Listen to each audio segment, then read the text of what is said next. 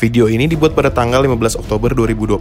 Pada saat video ini tayang, Merapi kembali dalam status siaga, dan kami himbau bagi kamu yang ingin berwisata ke Merapi agar terlebih dahulu melihat berita ya. Mari sama-sama kita berdoa untuk keselamatan kita semua ya. Stay safe. Hey guys, jadi sekarang kita udah on the way. Kita mau ke... Ini terang banget sih Mbak. Kita mau ke Merapi Tour.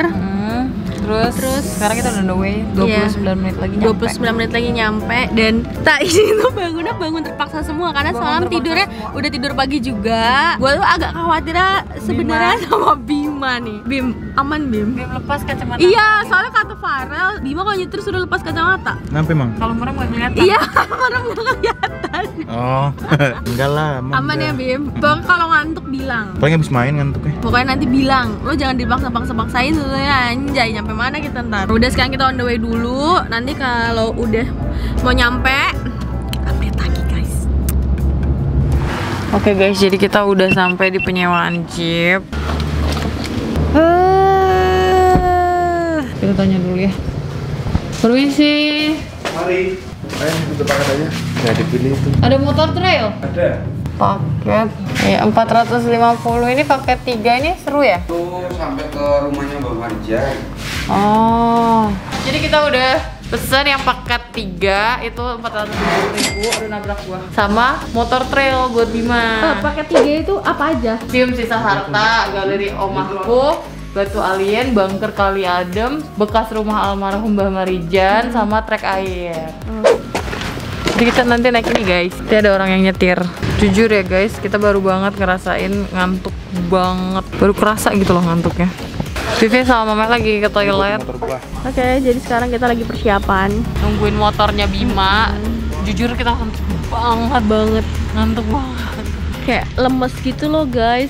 Karena aduh ya Allah. Capek. Dan kita bangunnya hari ini bangun terpaksa. Aduh jam segini udah kayak harus tersusun kan schedule-nya tuh. Rundown-nya ngapain aja hari ini. Jadi kayak takut nanti nanti waktunya kurang gitu loh guys.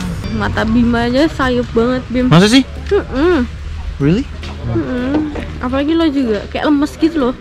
Kita harus tetap semangat biar videonya semangat juga. Semangat biar kalian nonton juga happy dong. Dan ya udah kalian tungguin aja lah. Bingung sih. Nanti tungguin kalau kita udah di atas ya. Kita ke atas kan? Tungguin ya guys. Oh, Bima lagi prepare. Sungguh pro. Bismillah Bim. Oke, jadi sekarang gantian kita yang siap-siap. Udah siap-siap ya ngunci ini nih, ngunci bak. Oke, let's go guys. Nih, terus.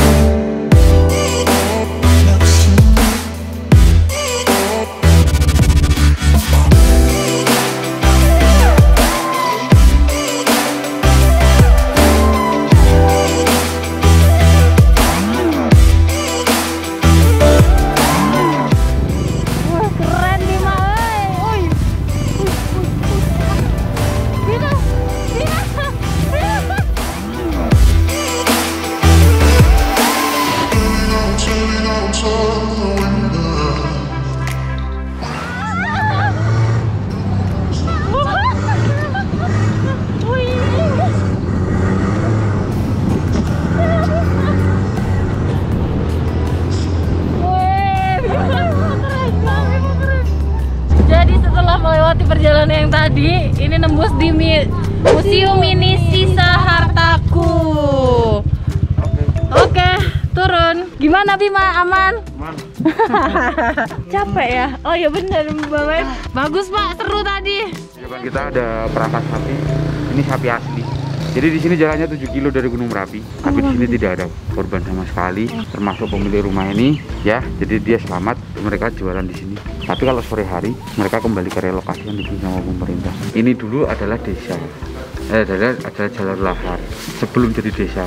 Tapi karena udah lama nggak meletus dan arah alirannya nggak ke sini, dia dibikin kayak kebun, terus dibikin kayak rumah desa dan segala macam. Merapi ini dia berbesar. Kalau dia ada letusan, dia melewatin ini lagi, ya dia minta maaf karena ini dulu adalah jalanku.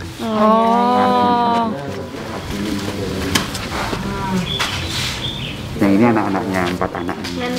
Jadi waktu evakuasinya seperti ini, dan rata-rata yang di kosong itu rata-rata udah meninggal. Dan dia meninggalnya kena awan panas. Kalau ini hujan abu sampai ke Tugu Jogja. Di Jogja Malioboro ya? Yang ini menunjukkan jam 12 malam lebih 5 menit. Waktu kejadian rumah ini kesapu oleh awan panasnya, dia meleleh pada waktu pukul 12 lebih 5 menit. Nah, kalau lahar kan kayak gini, merah. Jadi kalau rumah ini dia kena lahar, pasti udah nggak akan kita lihat sama sekali. Oh, kalau awan panas jadi begini ya, gosong. Dan ini kejadiannya jam 12 malam. Tapi sebelum awan panas itu orang udah evakuasi ya Pak ya? Sebenarnya sudah, dan korban yang lebih banyak karena dia nggak mau dievakuasi. Kalau yang di bawah korban lebih dari 100 orang, itu dikarenakan pada waktu itu dia nggak ngira lahar itu akan bakal sampai ke sana. situ. Makanya mereka masih bersantai-santai di situ. Di saat ada erosi, dia baru mau evakuasi, ternyata awan panas sudah datang duluan. Itu cepet banget ya Pak? Awan panas kurang lebih kecepatannya kurang lebih sekitar 200 sampai 300 km per jam.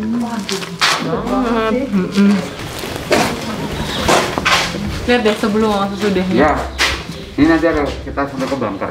Bunker ini dibuat sama pemerintah tahun 2001 ya, dan selesai tahun 2005. Dia fungsinya adalah tempat untuk perlindungan dari awan panas, dan itu diperuntukkan bukan untuk masyarakat tapi untuk petugas. Tapi di saat erupsi Merapi tahun 2006 ada 2 orang relawan masuk ke dalam bunker itu, ternyata meninggal. Meninggalnya bukan disebabkan karena awan panas tapi ketimbun oleh lahar. Jadi kedua orang di dalam kayak di oven gitu. Dan ini seperti ini, jadi bentuknya dia ketimbun kayak gini ya, posisinya bunker kan ketimbun. Ini kan material lahar semua nih ya kan, dia dikeruk sampai pintunya kebuka seperti ini, baru bisa diambil jenazahnya. Waktu penggalian itu pun memerlukan waktu sekitar 4 hari. Berarti si bunkernya utuh tapi ke oven kayak Ya. Jadi rata-rata kalau yang sapi yang dia masih itu posisinya masih berdiri kayak gini, waktu ditemuin sama tim SAR dia langsung disuntik mati karena dia udah mengandung bakteri. Jadi kita lewatin makam teman. Oh iya. Makam massal. Jadi makam massal itu dia adalah yang meninggalnya waktu di tempatnya Mbak Maria. Sebenarnya satu lubang besar seperti itu, tapi setelah 1000 harinya baru dikasih batu nisan satu-satu. Oh. Dan itu pun rata-rata yang dia dimakamkan di situ dikenalin semuanya. Nah, di sini ditulis Merapi tak pernah ingkar janji. Artinya Merapi ini dia setiap 4 tahun 5 tahun nggak pernah mengingkari janjinya. Dia pasti akan meletus. Merapi ini adalah dia siklus 4 tahun 5 tahunan. Jadi, Museum Sisa Hartaku ini dulunya bekas rumah warga guys. Dan ada sisa-sisa yang terdampak awan panas dari erupsi Gunung Merapi pada tahun 2010.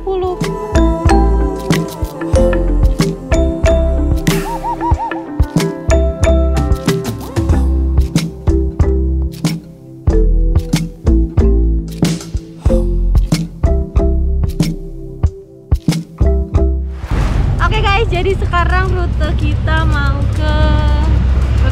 nggak tahu kemana kita. Mau kemana nih Pak? Batu Alien. Jadi Batu Alien itu katanya batunya itu dari letusan Gunung Merapi. Iya, tapi dia nggak terbang, ikutin lahar ya. Ikutin lahar. Btw kita kan ngevlognya pakai GoPro, jadi kita nggak tahu ya kita kesulitannya gimana dan suaranya tuh kayak gimana. Soalnya kalau pakai ini gede banget.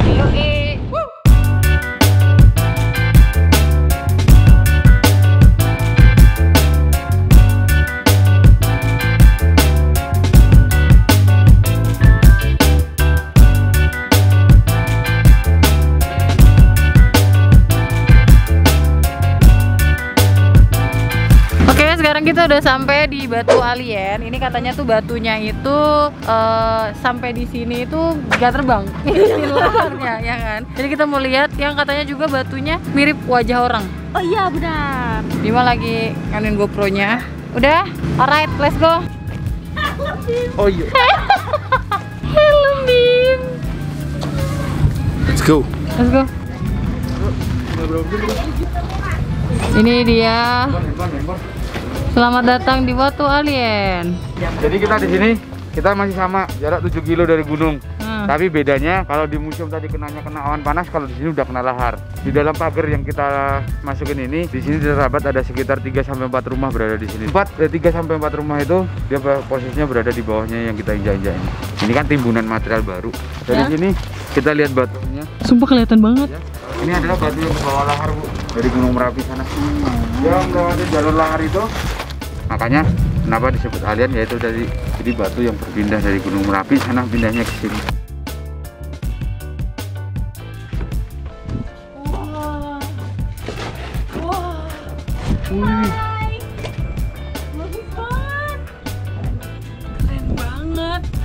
Keren banget.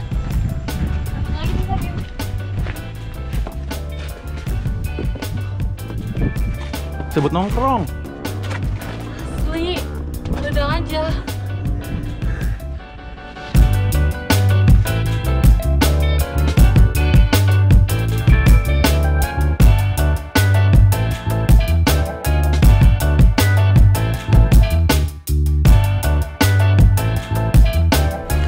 Ayo. Pipi lo, kumpul.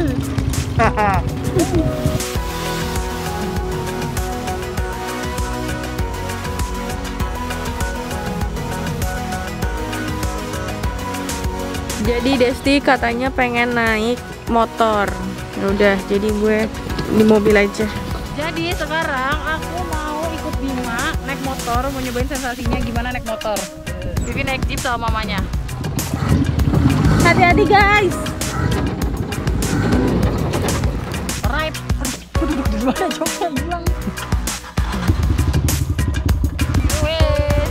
Hey.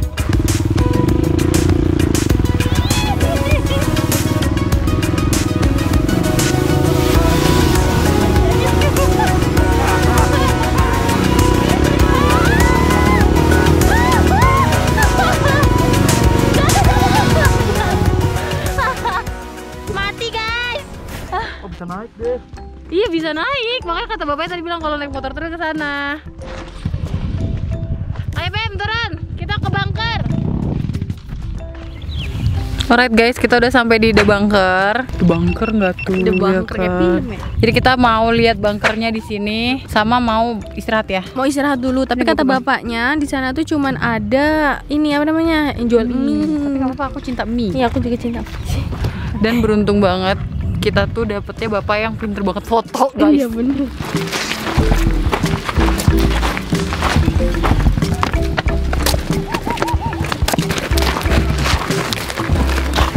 Jadi sekarang kita udah mau masukin bunkernya. Di sini gelap banget ya kan Pak? Ini ada registrasinya, dia registrasi pembuatannya. Dia dibuat tahun 2001, selesai tahun 2005. Oke, nah kita sekarang masuk di dalam namanya bunker atau yang disebut namanya Rulinda. Oke, Rulinda itu artinya ruang lindung darurat. Ruang lindung darurat ini dibidik sama pemerintah adalah tempat untuk pelindungan dari awan panas, dan itu diperuntukkan bukan untuk masyarakat, tapi untuk khusus untuk petugas. Jadi kalau ada petugas-petugas yang terlambat untuk turun, mereka bisa masuk ke dalam tempat ini, tapi dengan satu syarat, itu yang datang adalah awan panas atau dus gembel. Nah, tahun 2006 2 orang relawan masuk ke sini, pintu ini sempat ditutup, ternyata yang di atasnya ini yang lewat bukan awan panas tapi lava. Jadi lavanya melewati atasnya ini, jadi ini ketutup total, sehingga kedua orang yang ada di dalam sini kejebak kayak di oven. Salah satu korbannya dia meninggalnya di dalam kamar mandi itu. Di dalam kamar mandi itu, nah salah satu korbannya dia meninggalnya di situ, ya. Yang satunya lagi posisinya ada di sini nih dalam keadaan kering. Di sini Pak? Ya, posisinya ada di sini dalam keadaan kering. Pada waktu erupsi Merapi 2006 saat pengambilan jenazah di sini, yang di tengah-tengah kita ini nggak kita temuin sama sekali. Ini adalah endapan lahar yang dia masuk di tahun 2010, bukan 2006. Setelah pengambilan jenazah di sini tahun 2006, 2 pintu ini dibuka semacam itu. Nggak pernah ditutup sama sekali, ya kan? 2010 ada letusan, sebagian dia masuk. Nah, kalau yang di sebelah sana ada gudang, dia untuk menyimpan tabung oksigen, makanan kering, masker dan segala macam. Makanya kalau baja beton ini kalau ketimbun panas, dia bukan jadi pendingin, tapi semakin panas. Masih ada banyak bunker-bunker yang lainnya, tapi yang sudah tidak difungsiin cuma di sini. Kalau yang lainnya masih bisa berfungsi semua.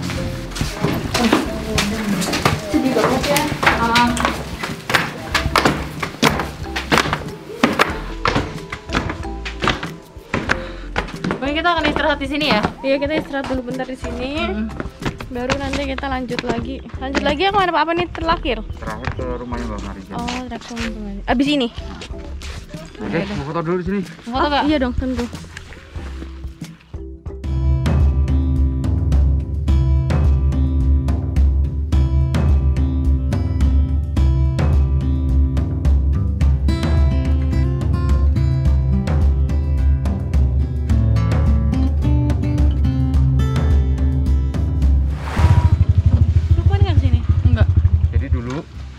Mbak Marijan meninggal, itu posisinya di sini. Oh, Tapi kalau makamnya nggak di sini. Itu masjidnya udah direnovasi 3 kali. Jadi sekarang kita sudah sampai di Masjid Al-Amin Syariah Mandiri. Iya, tapi ini masjid yang udah direnovasi. Terus abis kayak gitu kita mau ke rumahnya Mbah Marijan, almarhum Mbah Marijan guys. Yang aku tadi bilang, di sini ada 2 orang wartawan, ada wartawan sama PMI yang waktu itu ingin menjemput Mbah Marijan. Tapi karena waktu itu Mbah Marijan nggak mau, 2 orang ini mau turun juga terlambat. Akhirnya kedua orang itu meninggalnya di mobil itu. Ya, mobil itu posisinya ada di depan sini dulunya. Tapi sempat dibawa ke bawah. Tanggal 5 November kena lagi, dia jadi hancur kayak gitu. Terus sekarang dikasih atas.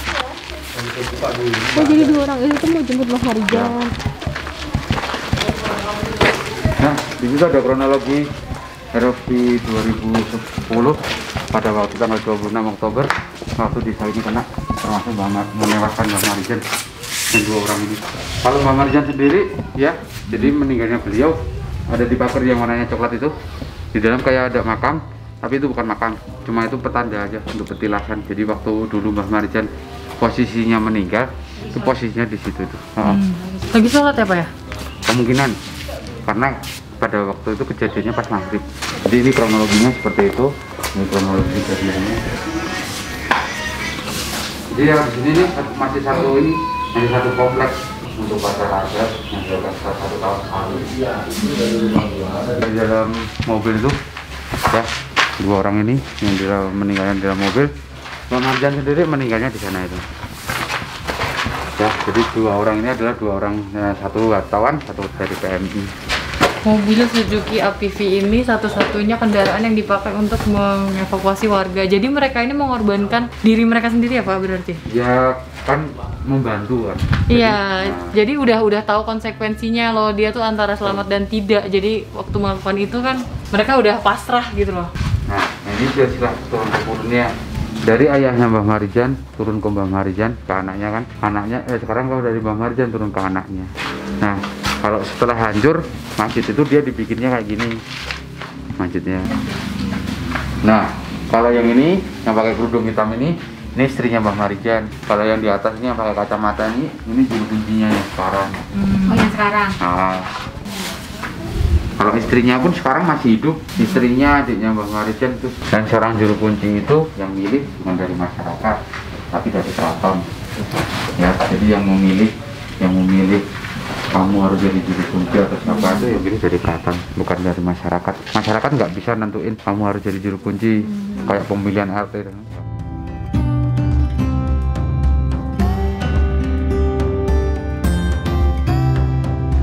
Jadi guys, beliau itu kan udah ditunjuk menjadi guru kunci dari keraton sendiri ya Pak yang menunjuk. Terus waktu kejadian tuh beliau pengennya semua orang di sini itu kan tanggung jawab dia. Udah evakuasi baru beliau yang terakhir gitu kan. Tapi ternyata ya tidak sempat gitu. Sangat bertanggung jawab ya, sangat bertanggung jawab. Kayak ini ya nahkoda kapal ya. Iya. Kalau nggak salah ya. Meninggalnya maghrib, pas posisi menjelang maghrib ada Gunung Merapi meletus, Mbah Marijan meninggal kan. Setelah itu jam 9 malam dilakukan evakuasi pencarian korban-korban. Saat itu Mbah Marijan belum diketemuin. Nah, setelah selang 1 hari setelah subuh baru Mbah Marijan ditemuin. Itu pun posisinya di dalam rumah dan dia terkubur oleh puing-puing rumah itu. Ada peringatan ini sekarang statusnya Merapi sekarang waspada. Di sini kegempaannya sudah semakin meningkat. Nah, ya kan. Terus nanti kalau statusnya dia dari waspada ke siaga, nah itu baru siaga itu baru kita kayak yang orang tua, kayak yang anak hamil, yang ibu hamil. Anak-anak itu harus mengungsi duluan. Yang tertinggal cuma laki-laki. Itu kalau untuk keadaan awas baru pergi semua.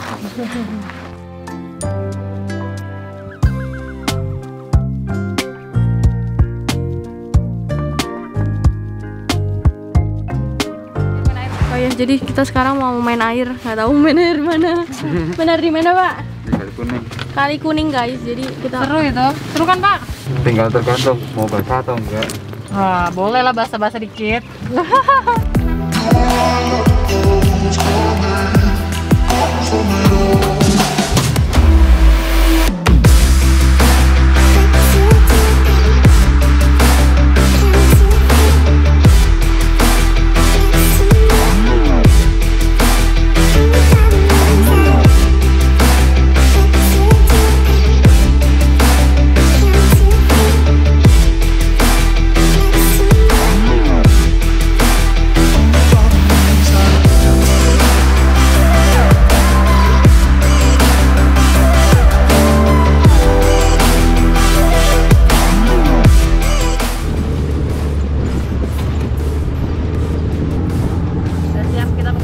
Belakang awas kepala ya.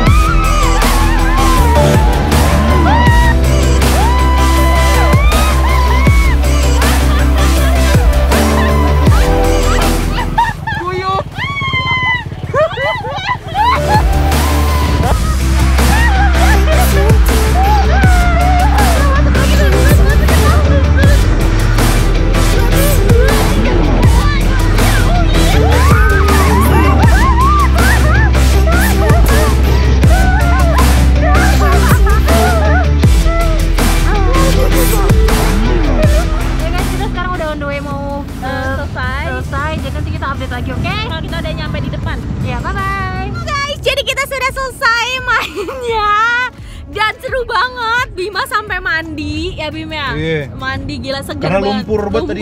Dan tasnya Bima tuh bener-bener kotor banget. Kelihatan bahaya. Terus tadi sempet pengen ganti baju aku, terus tapi kayak duh mager banget ganti baju gitu kan, kayak bongkar koper lagi. Airnya dingin gitu. banget. Tapi aku bersihin muka, cuci muka, dan bener-bener airnya tuh enak banget. Iya. Jadi sekarang kita mau on the way kemana, Bim? Ke Jakarta. Nah yaudah guys, jadi kayak kita mau sekalian closing aja karena Closing aja karena kita udah gelap juga. udah gelap, udah kelar juga. Dan kita udah tinggal on the way ke Jakarta aja. Paling nanti mampir makan sampai cari oleh-oleh, habis itu udah deh. Ya udah guys, Sekarang kita mau on the way Jakarta. Ya. Kalian doain semoga perjalanan kita lancar dan selamat sampai tujuan. Amin. Jadi kalau misalkan kalian suka sama video jalan-jalan kayak gini lagi, jangan lupa like, comment, dan share ke teman-teman kalian. Dan jangan lupa Subscribe. Karena itu salah satu support. untuk kita. Sarangnya bentuk apa tuh? Salah satu itu bentuk support dari kalian untuk kita. Nah, sarangnya. Oke, see you on next video. Bye bye. makasih ya buat teman-teman Semarang, teman-teman Jogja yang udah baik-baik banget sama kita. Iya, dan makasih juga buat kalian yang udah nonton video ini sampai habis. Bye.